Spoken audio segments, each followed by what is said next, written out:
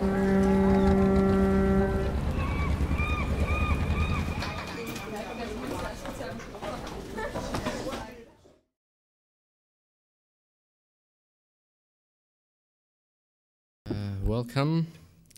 everybody. Good afternoon, actually good evening. My name is Vugar İmanbeyli. Sorry for this, there were problems with Dropbox and we couldn't get files, but we are pleased actually to see you here again. Today's actually meeting is a 30th meeting, debating global, and we are going to talk about the regional, also global issues, issues about our neighborhood. As you know, on 24 November 2015, the Russian aircraft was shot down by Turkish F-16, and from 24 November, we have experienced a deep crisis in the Turkish-Russian relations because Russians applied sanctions, economic sanctions, also diplomatic relations also interrupted. In our university, we have immediately organized, as you know, a panel on this issue at the end of November. And 2 days ago, I think you have seen on in the school that the famous historian İlber Ortaylı also came and he had a speech on Turkish-Russian relations. And today we are continuing to this issue because the issue is very actual, also touches to our life, also to our country. Today we have a guest from a speaker from Czech Republic, but originally Professor David Erkomaishvili from Georgia, but he is an executive editor in Prague, Central European Journal of International and Security Studies. Also, he is teaching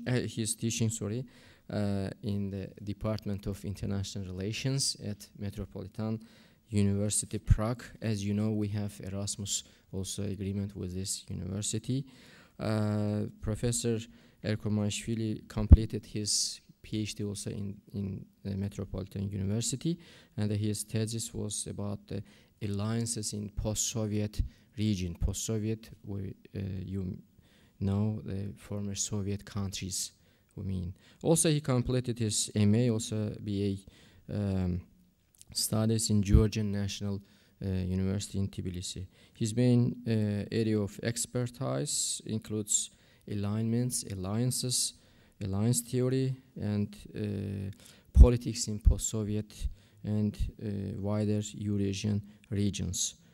Especially, he's focusing on the Caucasus and the Central Asia. Now, he will talk about the implications of this Turkish-Russian jet crisis on the wider region, on the Caucasus, on the Central Asia. So far, we have discussed in Turkey only impact on Turkey or impact on Russia. But what are implications of this crisis to our neighborhood? Yes, the floor is yours, please. Thank you.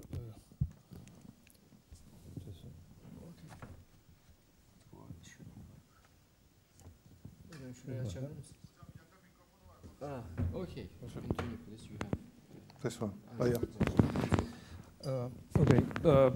Thank you very much, Vugar, and I'm really happy to be here in Turkey, a country which I enjoy very much, and happy to be, with you today. And I would like to share some of the research that we have done in the recent month about the crisis, about the implications for the post-Soviet states. As Vugar mentioned, there are a lot of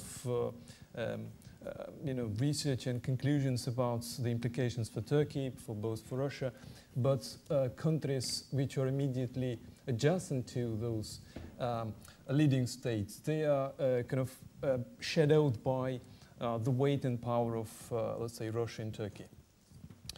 Let me just briefly to explain the kind of geographical and geopolitical aspects of the regions, both the Caucasus and Central Asian regions, to kind of better understand the ideas of how implications can be can be serious and effective for those governments. Let's begin with the region of Caucasus, which you see on the map. And obviously we have, when we speak about the post-Soviet Caucasus, we talk about the three nations, the nations of Azerbaijan, Armenia, and Georgia, two countries sharing immediate borders with Turkey. But out of those three, strategic is obviously Georgia, and it has been, as you know, one of the milestones in the Turkish post-Cold War foreign policy to reach out to the Caucasus via Georgia. So why Georgia is strategic? Let me begin with the geographical feature, connection. Connection to Azerbaijan overland is not possible without Georgia, as you know. So actually one of the ideas is that most of the geopolitical projects, early 90s up till these very days, pipelines and transnational logistical corridors, they are kind of implicated via Georgia. Secondly, it's a buffer zone both for Russia and for Turkey, and its importance is that after the end of the Soviet Union and the disintegration of the Soviet Union, fall of the bipolar system, what we have is Georgia laying in between of Turkey and Russia, and sort of separates both states from an immediate contact with each other. I'm speaking obviously more about strategic and security terms, because Turkey is a member of NATO, Russia has its own military alignments. I hope we'll discuss that.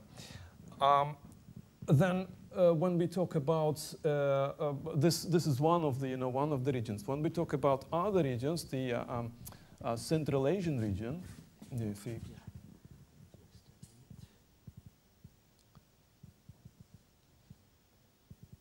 If we talk about Central Asian region, it's even more complicated. And let's just take a look at it for in a more detailed way. Why? Because this is needed to understand how these nations have been responding to the crisis. Firstly, when we study, for instance, in my university, when we study the region, the Central Asia, first an immediate kind of a mistake is to look at the region as one whole, kind of holistic view of the countries and the regions. We have 5 nations.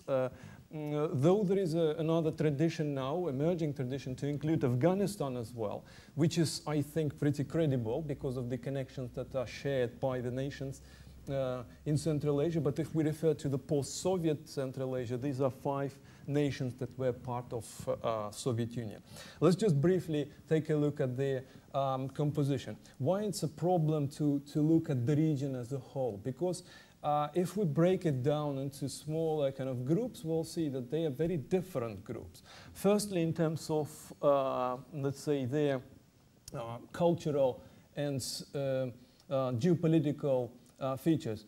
We have, especially being here in Turkey, we have 4 Turkey countries which share a lot of cultural similarity, linguistic similarity. I don't know if you've been to Central Asia, to some of the countries in Central Asia, but you would be definitely seeing a lot of similar things there. But we also have Tajikistan, which is more Persian country, and it's very different from the rest of the Central Asian nations. Now, this is one very basic thing. If we start to look at the differences that each of the countries have in terms of their foreign policy, economic policies, and their alignment policies, we'll see that they're also divided into groups. First group is obviously consists of 3 countries: Kazakhstan, Kyrgyzstan, and Tajikistan.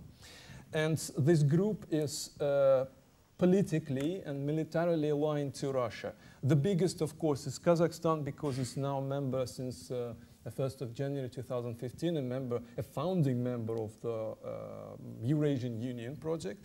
And it's also one of the leading countries in terms of economy and military power in Central Asia. Right? We have Kyrgyzstan and Tajikistan, which are pretty much dependent on relations between Kazakhstan and Russia. Because of the economic dependence, because of the, let's say, at least 30%, it's one of the latest estimates, 30% of Tajik population, for instance, is in a labor migration process which goes to Russia. It's this relationship between Russia and Tajikistan. Now we have two other countries, Uzbekistan and Turkmenistan, which also make up this kind of a separate group. Uzbekistan, since at least 2012, June 2012, is officially non-aligned state. So there has been a state policy, a new law which declares Uzbekistan's non-alignment to military blocs, neither in the region nor in the kind of larger global extent. And since then, it has been trying to come up with its own independent kind of view of the region and the surrounding. And we have Turkmenistan, which is since the early 90s has been absolutely neutral. It has been recognized by the United Nations as a neutral state. And it has been kind of, it stayed out of the all regional integration processes. Now, when we speak about security threats, for instance, they're also different. Threats which are connected to terrorism and threats that are connected to Afghan issues, they are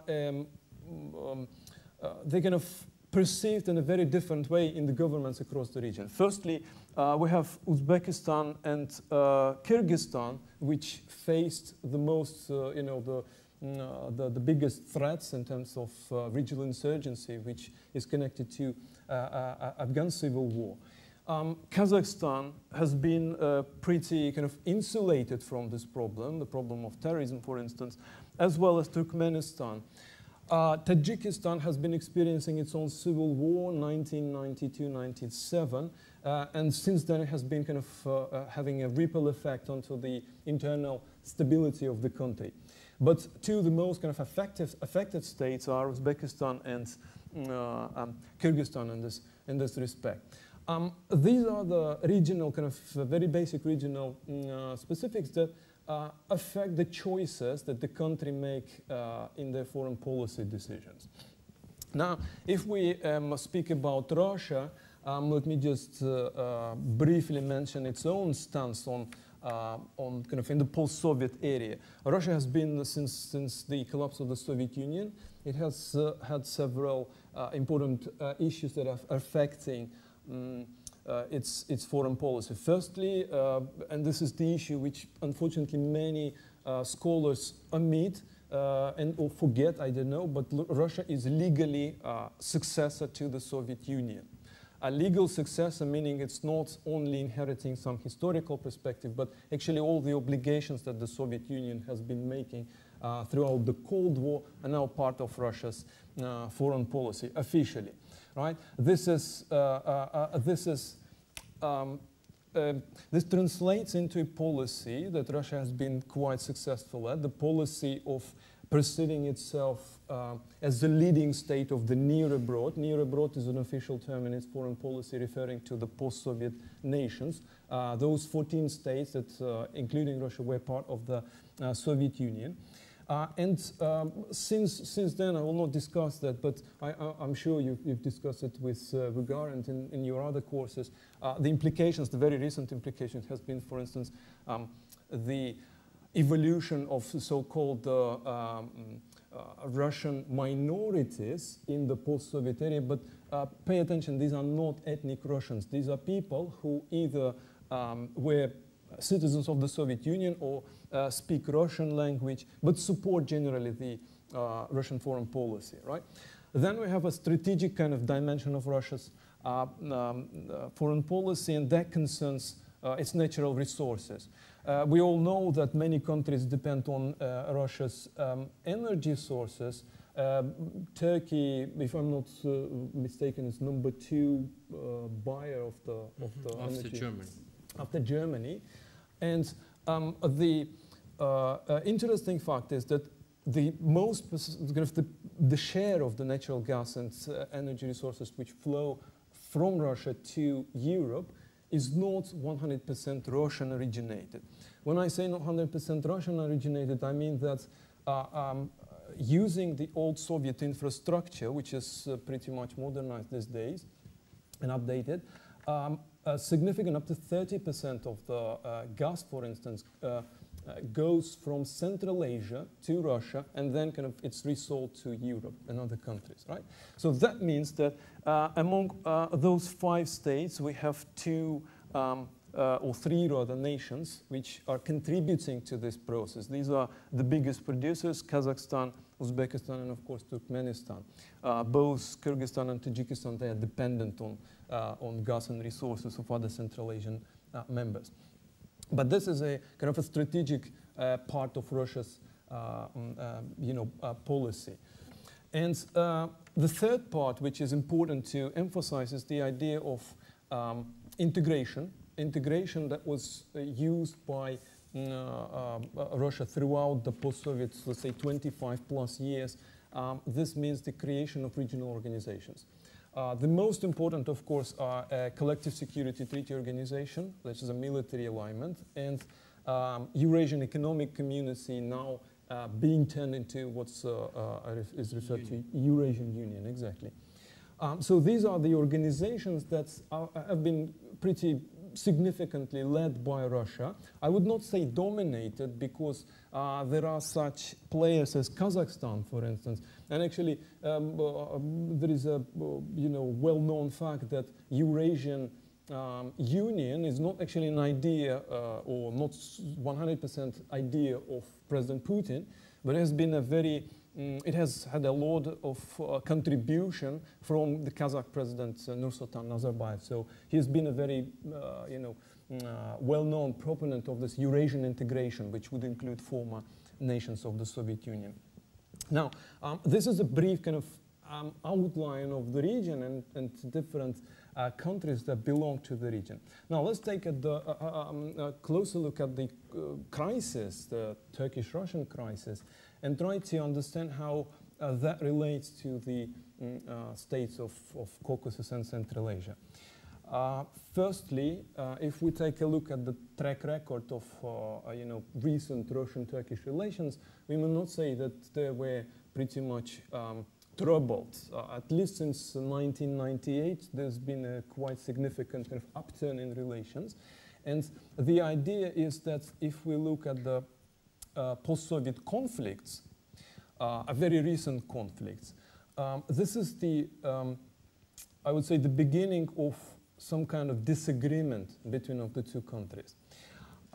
It begins obviously with the 2008 conflict between Russia and Georgia, 5 days a war, but it does not end there, because then we have Ukraine till this day, which is the biggest disagreement between two countries, and Syria, which is kind of outside of the post-Soviet area. If we take a look at both conflicts, 2008 in Georgia and 2014 up till now in Ukraine, what we see is that both Russia and Turkey, they have very different kind of views of the conflicts, right? So Georgia, being a strategic choice for Turkey in the Caucasus region, has been experiencing a lot of support from Turkey, official and unofficial geopolitical support. It's been an ally, this triangle, Azerbaijan, Georgia, Turkey, a long-time alliance, a very strong alliance, I would say. And since 2008, there has been a quite different kind of turn in relationships. Firstly, Turkey and Russia, they tried to keep the momentum going despite the disagreements about how to deal with the Georgian issue. But then what we have is Ukrainian conflict as a continuation of post-Soviet, let's say, troubles or post-Soviet conflicts. Why? From 1991 until 2008, there has been a tacit agreement between the nations of the former Soviet Union that there is one rule which cannot be broken. The whole post-Soviet order and peace is based on that rule. The rule is you cannot change the borders which were kind of cemented in 1991 with the fall of the Soviet Union. Actually, the move from the Soviet Union into the Commonwealth of Independent States and the post-Soviet area has been based on this. The very first, if you read, for instance, Almaty Declaration of the creation of the Commonwealth, you will read the first two paragraphs that the borders of the republics that were part of the Soviet Union is something that cannot be changed. So they should remain as is, even if there are conflicts, of interest between the states. And that rule has been very effective, up till 2008. There was no major attempt to change the borders. There were obviously conflicts and kind of local, of regional nature, but most of the states still they tried to respect this. With the 2008, there's been a quite significant shift to this rule. The rule was kind of downgraded, and it has been a very dangerous situation. So I'm sure that Ukrainian conflict is not the very last conflict that we see in the post-Soviet area, because exactly the change of the borders, and I'm referring to all of the players, not only, let's say, Russia or Georgia, change of the borders has been quite an idea that nations of the post-Soviet space have been playing with. They try to kind of go back to the historical records and claim the regions, that, for instance, historically belonged to some Russia, or I don't know, Kyrgyzstan and Uzbekistan or Kazakhstan. That a lot of places there. I don't know, we don't have a map here. But if you just Google in your spare time a central pre-1924 Central Asia, you will see it's a very different layout, and it's very easy. Yeah, there was only one Turkestan. Yes, one Turkestan. So or Kyrgyz Republic, which is now. Most of it's Kazakhstan. So there are a lot of reasons to say, look, before 1924 we had this piece of territory. Why should we not get it back to us? And there is no agreement anymore, which would say that borders are not they cannot be altered. Now this is a situation that the post-Soviet nations are dealing with. When we get back to the crisis, I would like to point your attention to one important element. Firstly, when the news broke the wire that the Russian jet fighter was shot down by the Turkish plane, there were a lot of reactions, unofficial reactions. Obviously, there was a reaction from the Russian ministries, foreign and defense ministries. They were condemning this. There were reactions, mixed reactions, in countries like, for instance, Ukraine, but very, very, very kind of unofficial almost level, or some officials which would be not directly connected to the government. When we go to Caucasus and Central Asia regions, you will see that it's even more problematic there. In the Caucasus, and most importantly in Georgia in this case, there has been quite a troubled and divided kind of mix of reactions to the event, because there is a government, the current government in Georgia is pretty much trying to improve its relations with Russia, and one of the official policies has been that there is no kind of this damaging rhetorics that would be directed at Russia, as you may have known from the Saakashvili eras, when he was pretty much referring to Russia in every speech, trying to point out to the northern neighbor and say, this is the root of all evils. It has been a very different stance these days with the official Georgian government. The rest of the opposition, let's say, groups, or the former Saakashvili government, they have been quite vocal on supporting, Turkey in this event.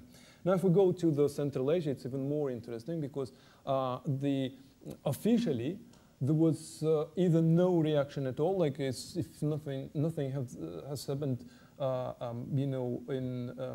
in and the border area between Turkey and Syria, or the reactions were very neutral, saying that the foreign ministry is calling for two countries to try to respect each other, and kind of very, very neutral statement made by the countries. Now, this is not the first time when such statements have been made by those governments, and this is not just a coincidence.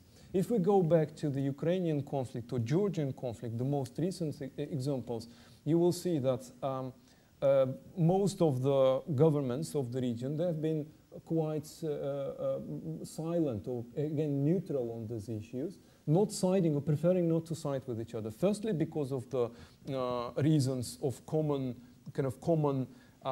space, for instance, visa-free travel and high trading volumes in between of the, let's say, Central Asian countries of the Caucasus. And secondly, because of this common idea that leaders of the post-Soviet states, they prefer not to criticize each other's actions. So actually, when you had conflict in Georgia or in Ukraine, the most important actors who responded were the actors involved in these conflicts. And they were trying to accuse each other, not the kind of states or leaders or governments of the surrounding states. Now, how is this possible that members of formal alignments, let's say Collective Security Treaty Organization, are not supporting each other?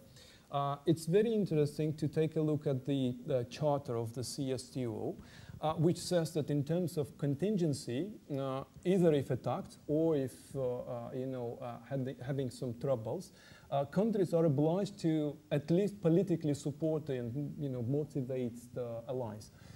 There's been an exception to this rule. Actually, in most of the cases, it was absent. Any criticism or any kind of reaction to that was absent. And that's been quite an official policy since that time. So what we have, formally, the states participate in those integrative frameworks like Eurasian Union or Collective Security Treaty Organization. But informally, there is no kind of a common position on some issues. It has been problematic in both frameworks.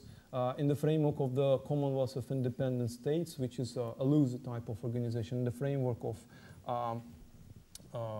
Eurasian Economic Community, Shanghai Cooperation Organization, for instance. Now, what we have is that since 2008 conflict, there have been very important security changes in the region. Firstly, we discussed the borders issue, the issue of kind of disagreements that they're now open to interpretation. Each country is having the possibility to interpret it. Secondly, there is another very interesting implication for the states of the region and for both Russia and Turkey. With the, and I think this issue has been discussed pretty much in the Turkish academia, with the kind of annexation of Crimea by Russia, the strategic balance in the Black Sea has been kind of turning in the favor of Russia. Turkey being one of the NATO members and traditionally kind of power in the Black Sea, suddenly saw a significant increase of this the standoff and the power of the Black Sea fleet. Now, if we take a look back again to the Georgian conflict, there is another connection. Connection is that with the outbreak of the 5 Days War, the Black Sea fleet has been very important elements of geopolitical calculations of all of the sides. President of Ukraine, Yushchenko, has been pretty much supportive of Georgia as an ally back then in 2008. And one of the positions that Ukraine has been officially taking, and this is an exception to the rule, he threatened to close the ports for the Black Sea ships that leave the their ports during the conflict and go to support Russia's military in Georgia. There's been an official and kind of significant contribution of Ukraine to this conflict on the side with Georgia.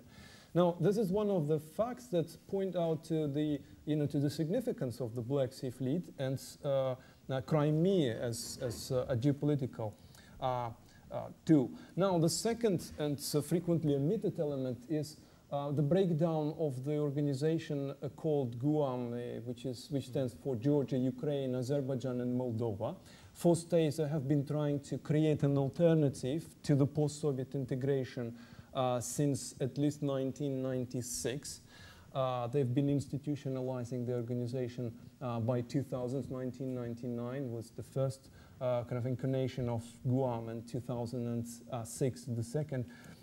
This organization has been fading away since 2012, when the government changed in Georgia and declared that the new priority is... Also in Ukraine. In Ukraine, exactly. Suddenly 2 states, Georgia and Ukraine, which were not only part of the kind of a regional alignments with each other, but also were considered for a common bid, for instance, in NATO or European Union. They go hand in hand together always. Till this very day, if you take a look at the visa-free agreements via the Eastern Partnership Program with the European Union, till last 2 months, I think February, maybe January, Ukraine and Georgia were considered in one basket as visa and visa liberalization program by the European Union.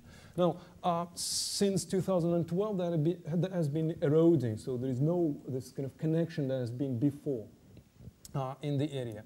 And the most important idea is that Ukraine is the second most important state after Russia in the post-Soviet region that is capable of creating its own alliances. In other words, forming organizations that can be of any strategic value. If you take a look at the states of Central Asia or Caucasus or Eastern European states, they are not having that type of capability. Only Ukraine and Russia have been trying to form some kind of blocks with, around, with themselves. Now, this is the kind of second implication of this dilemma that has been kind of developing in the region. The third, which is most important, and I think the most relevant to Turkish foreign policy and to Russian foreign policy, is the return to the militarization of the region. Now, the first and very important fact is that neither Russia nor Turkey had faced an immediate threat to their territorial integrity by any of the, let's say, post-Soviet nations. Rather, they, as we discussed, there were buffer zones in between. That means that the 2 states are now trying to find out who has more influence in the region. Traditionally, as you know, historically, 2 empires before, they were trying to share the influence along the lines before the emergence of the Soviet Union. Now, what we see is that in 2006, after the Rose Revolution in Georgia, Mikhail Saakashvili, the then president, insists that 2 Russian military bases in Georgia are removed. This is the first precondition for 2008 war, because suddenly Russia's kind of southern Caucasus military flank is left empty, so it has to withdraw the military, which were located mostly in Georgia, back to Russian territory or to Armenia there. So what we have is that with the 2008 conflict and a question status of the 2 Georgian provinces, South Ossetia and Abkhazia, there is a new reintroduction of Russian military back to the kind of territory of Georgia. Actually, there is a very interesting situation up till this day, together with the Collective Security Treaty Organization's military units in Armenia. 2 states are now hosting more than 12,000 Russian troops and military equipment, which is at least twice as big than before 2008 conflict. Together with Crimea, which is now officially, considered by Russia as part of its territory, and the militarization is increasing. There is another addition to the Black Sea kind of and Caucasus region, immediately proximate to Turkey. Now, what we see is that this militarization is a very dangerous precedent, because it's not only kind of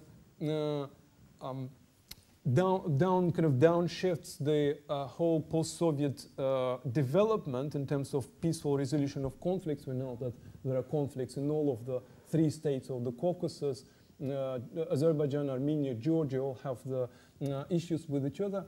And this kind of new wave of militarization creates new obstacles for a clash between bigger players like Turkey and Russia. Now, those states that are immediately concerned, and I'm referring to the Caucasus states, they've been trying to come up with some policies that would either benefit them in this situation or somehow improve their relationship with one or two players. For instance, Armenia has been benefiting with its kind of increase of its security with the placement of more troops on its territory, and by extension, the protection of Russia's military. Georgia, with the new government, has been trying to catch up with both parties, and I think generally has been failing to do so. Being here, I cannot omit the issue of Kars-Tbilisi railway, which is still kind of under construction. But I don't know if you know, there is another project which is the kind of rebuilding the railway that has been connecting Georgia via Abkhazia with Russia. So it's kind of two very different logistical projects. And not simply logistical in terms of economy, but strategic projects, because for, let's say, Georgia, it is strategic in terms of connecting to its immediate allies, like Azerbaijan and Turkey. For Russia, it is a connection overland to Armenia via Georgia. So these are kind of dual purpose projects, not only carrying out goods back and forth.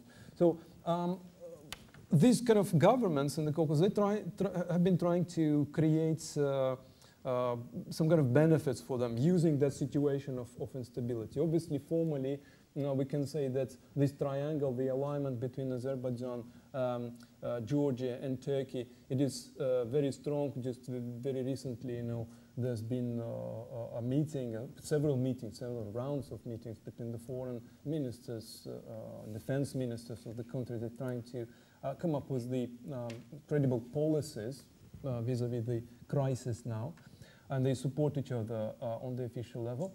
But if you kind of move back to Central Asian region, you will see that there is a bigger disagreement.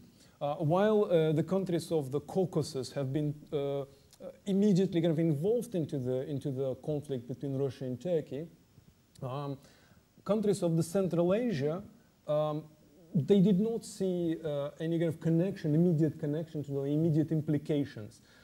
We discussed the reaction, which was kind of almost non-existent, but also they were more consumed by the problems of the region. Let's say, I don't know, water scarcity or security in between of the states like Uzbekistan, Kyrgyzstan, and Tajikistan via Fergana Valley. Their policies have been more directed towards internal kind of development and security rather than the crisis here. This is interesting because what we see is that in early 90s, up till I think 2000, there was a very significant role that Turkey has been playing in Central Asia, especially in Kazakhstan and Uzbekistan, 2 states. Since that time, it has been kind of more returning more to the general level, not to some kind of elevated special type of relationships.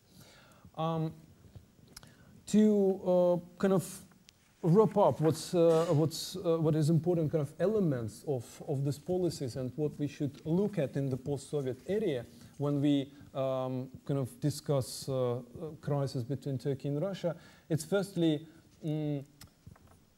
the behavior of those states in the regions, Caucasus first and foremost, to any of the like breaches in security, like with the shutdown of JET. Why it is important? Because firstly, foreign policies and foreign policy doctrines, actually, the most important documents of all of the countries in the region have been clearly emphasizing that they have several threats and they have several regions to ally with. If we begin with Russia as one of the post-Soviet nations, it has been pretty much obvious. If you open the latest updates to foreign and security doctrines, you will see very, very kind of straightforward paragraphs that any involvement of foreign military powers or any countries outside of the post-Soviet area into the region, into the post-Soviet space, is considered a threat to national security of Russia. That means that any strategic contact between the nations like, I don't know, Turkey and Azerbaijan or Turkey and Georgia would be considered a strategic threat to Russia. That is pretty much in the documents. Now, secondly, if we take a look, I don't know, at the foreign policy and security doctrines of states like Georgia, you will see that Turkey has been prioritized along with Azerbaijan as the key military and trading partners, strategic partners, partners that have priority in all of the affairs. But interestingly, there has not been kept to the practical, kind of dimension. It's more a declaration, which is a very strange and interesting situation. And the third one, if we take a look at the Central Asian, one of the Central Asian, I don't know, let's take Kazakh foreign and security doctrines. You will see that it's been pretty much neutral in this respect, emphasizing kind of attention to more Eurasianist aspiration of Kazakhstan, but not referring, for instance, to its ambitions of being a peace broker in between of the nations. For instance, Kazakhstan has these days all the necessary means to broker peace deals with, between of the nations. When there is a problem in their relationships. It's been trying to do so during the Kyrgyz crisis in 2010. But we've seen almost zero reaction to the Turkish-Russian kind of problematic, events in their relationships. And this is also an interesting point to take a look at because of the abilities of Kazakhstan and almost no obstacles to play that role. So there's a big question why the government is not trying to do that. I would like to actually wrap up my presentation on that note. And if we have any questions or if we have any debates, I will be more than happy to listen to your opinions and your contributions so we can exchange. Thank you, Professor David. Actually, it was really valuable and I hope speech. I took many notes. I am also working on these issues. I have also tried to follow the regional press, also reactions from the local elites, also official or non-official. But I am just using one point as a chairman, but I will give the floor to you. I hope you will also tell something about this issue. The implication, actually, the big implication, I think, for post-Soviet countries, I think, was the rapprochement with Turkey. And after the crisis, if you check these visits of Prime Minister, also President of Turkey, one can say that, okay, Turkey now tries to even improve more and more relations with near abroad countries. And yesterday, Ukrainian president came. Before him, Turkish Prime Minister went to Ukraine. And now this crisis actually has pushed Turkey towards near abroad, and Russia unwittingly or wittingly preferred this policy. And anyway, Any questions, comments on the issue, on the topic? Yes, please. Yeah, I would like to ask you, thank you first of all for this very interesting talk. I would like to ask you about like Russia's foreign policy. I mean, already 2008, I mean, there is a huge continuity. Putin has been the strong man for such a long time. So 2008, many people ask themselves, is Russia changing? Obviously 2014, Crimea, the Ukraine, the question got like more and more relevant. Is it like getting neo-imperialist? Is it getting more aggressive? Or is it just reacting to the aggressive policy of the West, which is coming closer and closer, taking one country after the next, making it an ally? And obviously now the involvement in Syria, we can even ask, so is it really, it seems already clear that Russia is kind of more and more, maybe aggressive or active. Proactive. So proactive. So my question is, if we look at Russia's policy, which I don't really know, in Central Asia or also in the Caucasus, can we see a change there? I mean, does it help us to look at Russia's policy in these regions, which usually are not that well seen, especially like in the West, that might help us to interpret what's going on with Russian foreign policy? So I would like your assessment on this question. Okay, and then we can continue. Yeah, okay. Thank you for this very interesting question. Yes, obviously. I think there are this look at Russia's policy vis-à-vis the post-Soviet nations. It has a lot of answers to the question. Firstly, the 2013 update to the security doctrine, 2015 update to the foreign policy doctrine, they refer to post-Soviet space as #1 priority to Russia, period, So any other regions, they're important, they're strategic, but post-Soviet space is #1 under any conditions. So that has been not a surprise, but this kind of paragraph received a lot of updates. For instance, when when I mentioned the Russian minority, this minority is a very kind of ambiguous term, it's very wide. So it's not ethnic Russians, it's those people who, for instance, were part of, held Soviet passports, or who support Russia's foreign policy, who speak Russian language. Compatriots. So, compatriots, yes. A very, very kind of wide notion. Russia reserves the right officially to defend them using all means, including military, in case of the infringement of their right. Doesn't matter in which country. Obviously, this is a reference to the post-Soviet space and to post-Soviet nations there. This is the significant change since those conflicts in 2008 and 2014. Secondly, if you take a look at the official kind of regional ties, you will see that Russia has been trying to improve and very actively kind of acts in both Central Asian and Caucasus regions in terms of bridging connections. Who are the allies of Russia in the region? Firstly, in the Caucasus, it's Armenia. Less so Azerbaijan, but Armenia #1 ally in terms of military, economic, and kind of cultural cooperation there. A member of Collective Security Treaty Organization. In Central Asia, these are Kazakhstan, Tajikistan, and Kyrgyzstan, all now members of Collective Security Treaty Organization, and Kazakhstan being full member, and Kyrgyzstan, Tajikistan being more kind of involved now into the Eurasian Economic Union that is being created. Now, these are the most important kind of focal points of Russia in the region.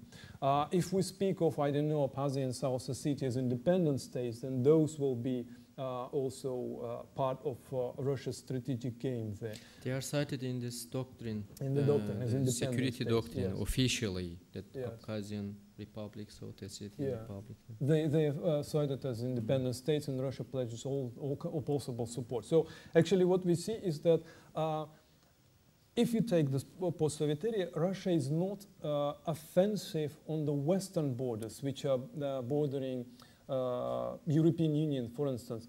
There are problems in the Baltic area, in the Baltic states area, or problems on the connection between Russia, Belarus, and then to Poland. But Russia is not aggressive or not offensive there.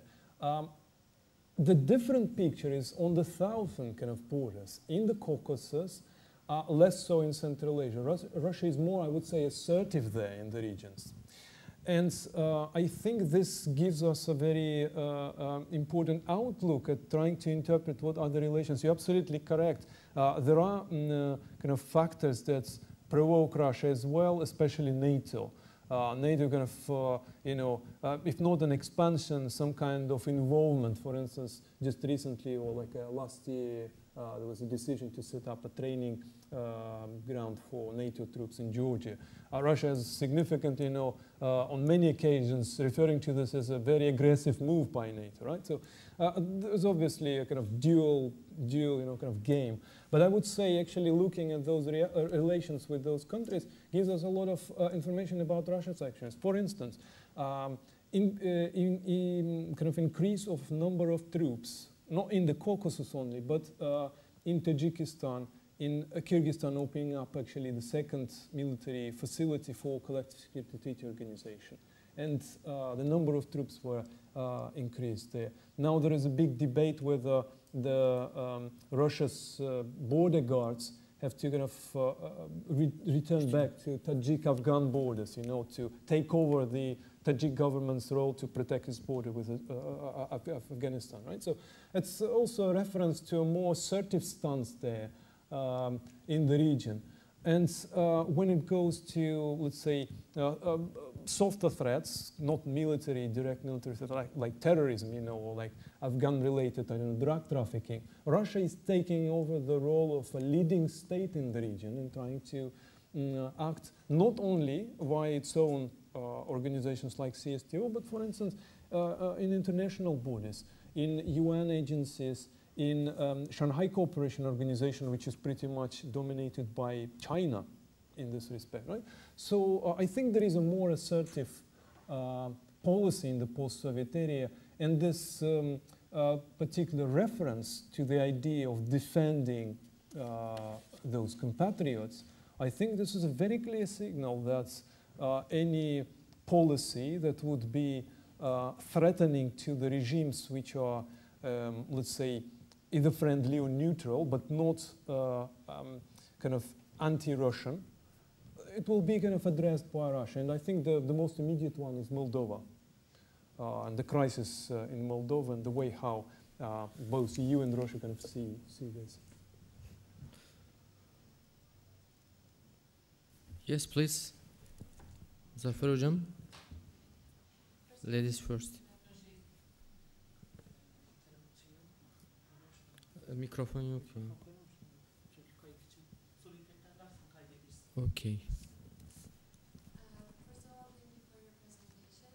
I would like to ask regarding the Russian relations with Turkey, how crucial the importance of the Caucasus would be, just in case they decided to lower the tensions and to make maybe a peace talk, maybe some peace talks. Thank you. Okay, I'm sorry, I have to repeat the question apparently, but is this working?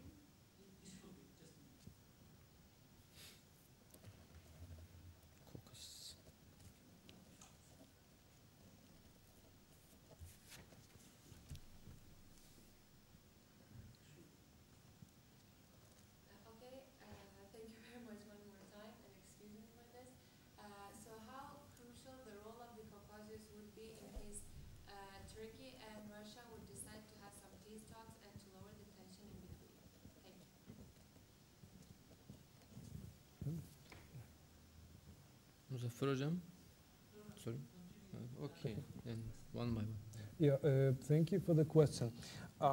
If you take a look at the relations, both, I think if we use this kind of critical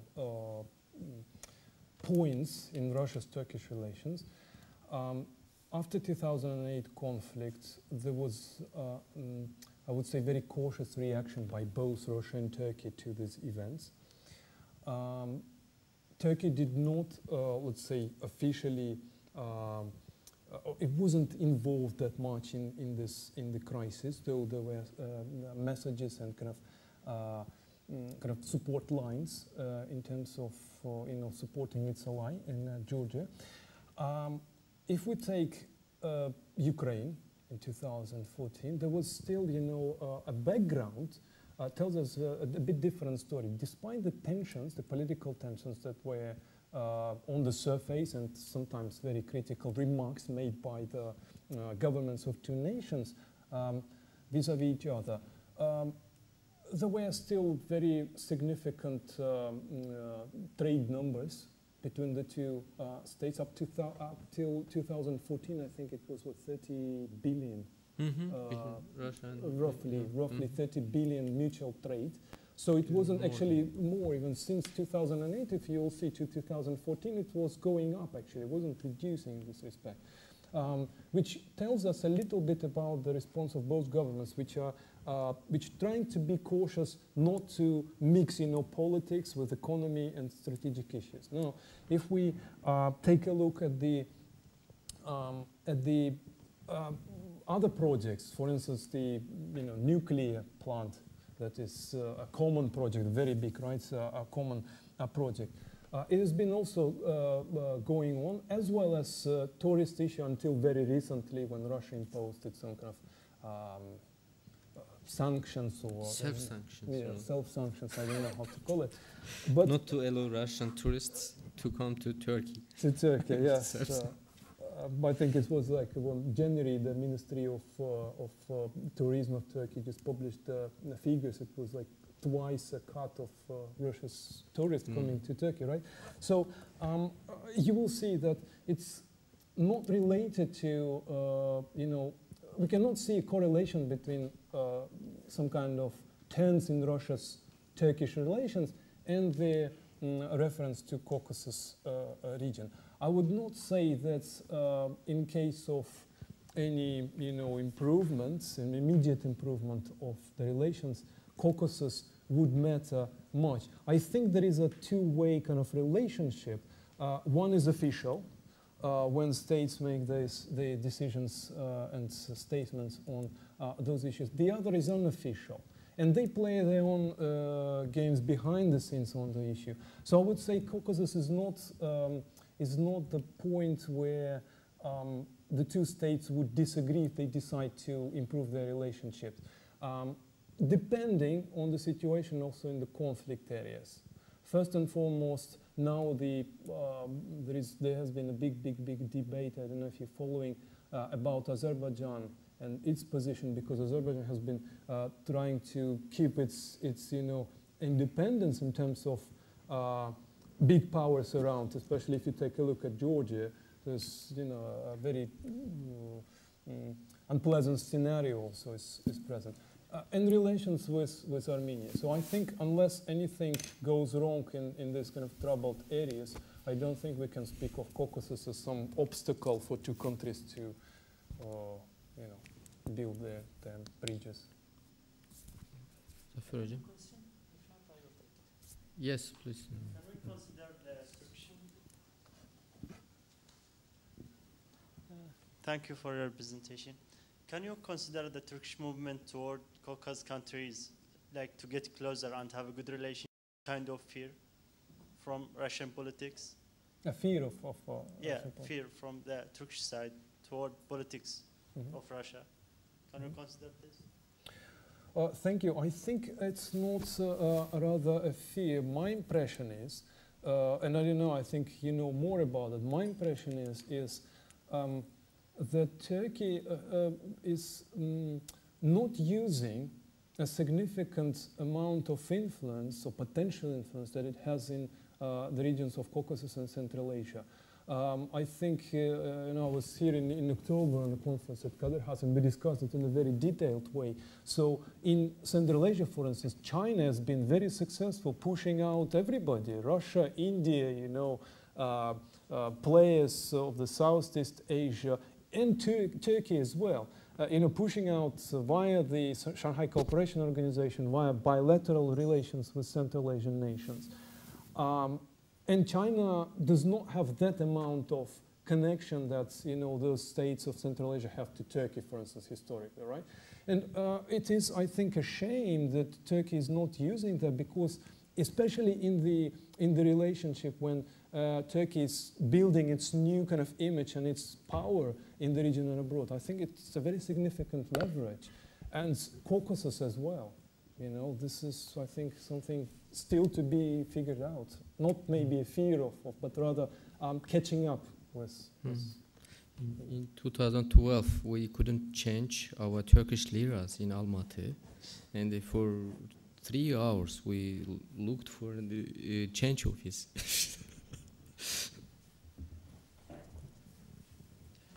Yes. Sorry. Arkada bir arkadaş. Son soruyu mu soracağım? Tamam. Son finali sen yaparsın. Thank you for coming our university. Enes Etlik, Law Faculty, senior year. I'm going to ask about this Russian crisis. As you know that after the Cold War, by 1991, Cold War was finished. So this was the first attack after the Cold War that Russia has attacked one of the NATO members. What can you tell us about that? Because it is not only happened, I think that it's not only happened for Turkey, is against for all NATO members. What can you say about it? It's very concerning. Thank you. Mm-hmm. Thank you. It's a very interesting turn. Exactly. Actually, this is a very first, not only post-Cold War, but actually during Cold War. I think the last one was in '52, if I'm not mistaken, when there was such a significant crisis when Soviet, I think, plane was shot down. I'm not sure about it. I think it's 50s. 50s. So this is obviously an attack against a NATO member state. But interesting is the reaction of Russia immediately after the crisis, after the plane was shot down. There was no immediate kind of steps taken. What you see is there is some kind of hesitation, couple of days, until Russia came up with this idea of self-sanctions, I don't know, sanctions, but the idea of targeting Turkey with some means, trying to harm its terrorist industry or trade industry. Despite the very aggressive statement made by the defense ministry, for instance, there was, or Putin himself, there wasn't this kind of militarized response, not even in the, I'm referring now to the post-Soviet area, not Syria, not anywhere else, but in the post-Soviet area, there was no kind of, attempt to, or significant attempt to target Turkey or Turkish interest there. Because I think that fits larger kind of strategy of, I don't know even how to call it, containment or a strategy of kind of a balancing, but some kind of confrontation with the region, with the neighbors. And Turkey is a very significant neighbor. Not only the NATO, but in terms of its also regional influences in the post-Soviet area. If I can connect that to the previous question about, kind of Turkey catching up with its own influence in Central Asia and Caucasus, I would say that this is something that needs to be more paid attention to, because I think in countries like Georgia and Azerbaijan and countries, and more even in Central Asia, there is a market for Turkish kind of participation, in a sense that there is a niche which still can be taken. And I think with this crisis, it's an immediate kind of reconsideration. Vügar mentioned actually the visits of the top leadership of Turkey, at least as far as I'm following it. just the last 2 months of last year and beginning of this year, we had Turkmenistan, Azerbaijan, Georgia visited by top officials. You know, on a significant round of kind of visits, which tells us that Turkey is now turning its attention to those countries. So we'll see how it goes. Yeah, last question or last comment by Muzaffer. Thanks, David. It's very thought-provoking speech. Actually, that when we start to speak about the Central Asia in terms of the international politics, it always reminds me the great game of the 19th century, historical. That's why I do not want to touch upon what Russia is doing. To speak about the great game, the players of the great game, in terms of the Tajikistan, you put it very well, that is Russia and the Kyrgyzstan. But on the other hand, what about the Afghanistan's invasion, how it affects the second one is about the American air bases together with the Chinese free economic zones, especially Horgoz in the Kazakhstan, and now is going on the Kashgar and so on and so forth. The new policy which is done by the economically, which is also surrounded by China, but militarily by the America, and then how it affects the Russians. Yeah, you put from a Russian perspective how these will be create a new game in the region, because is it a new great game, or is it just a game played mostly by the Russians? What about these Chinese and the Americans, because they are more effective than Turkey? Mm-hmm. Yeah, thank you very much. This is actually something that is pretty much overlooked, but I think it's a great source for us for some information about the great game, especially vis-a-vis Central Asia. I think you're absolutely correct, and I would say China is now #1 in Central Asia in terms of its investments. Just recently, via the Shanghai organization, they created a $10 billion fund, which is just it's not the central fund, it's just one of the funds. And obviously, neither Russia nor US do not offer that kind of money, to invest in this.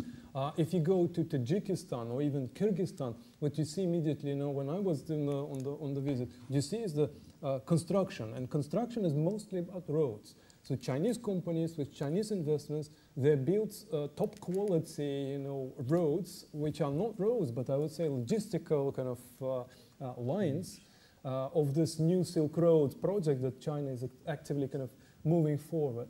And it connects now the western part of Xinjiang, the Chinese, the autonomous breakaway region, to via Xinjiang to Central Asia, especially Kazakhstan, Kyrgyzstan and Tajikistan, and Afghanistan and Turkmenistan. Now they join via the pipelines.